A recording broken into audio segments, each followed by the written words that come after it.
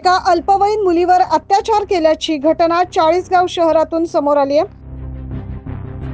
चाळीसगाव शहरात 14 वर्षीय अल्पवयीन मुलीवर 2 नराधमांनी आळीपाळीने अत्याचार केल्याचा धक्कादायक प्रकार समोर आलाय। शनिवारी रात्री ही घटना उघडकीस आली।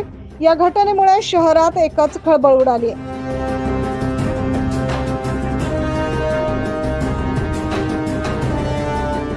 सदर प्रकरणी पोलिसात गुन्हा दाखल करण्यात आला।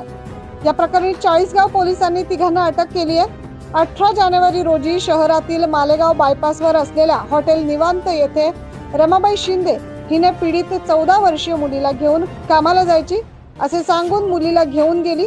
तिथे झोपडीत रवींद्र बापू अर्जुन सिंग राजपूत, हॉटेल व्यावसायिक केवल सिंग उर्फ संजू जयसिंग कच्छप यांनी मुलीवर आळीपाळीने सामूहिक बलात्कार केलाय।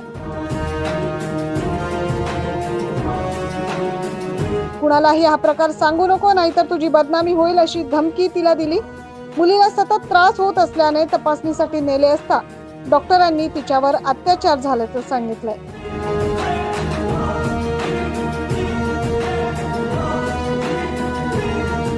या प्रकरणी चाळीसगाव पोलीस ठाण्यात तक्रार दाखल केली आहे। पुढील तपास पोलीस निरीक्षक संदीप पाटील यांच्या मार्गदर्शनाखाली सुरू आहे। 9 न्यूज महाराष्ट्रासाठी प्रतिनिधी अजीज सय्यद।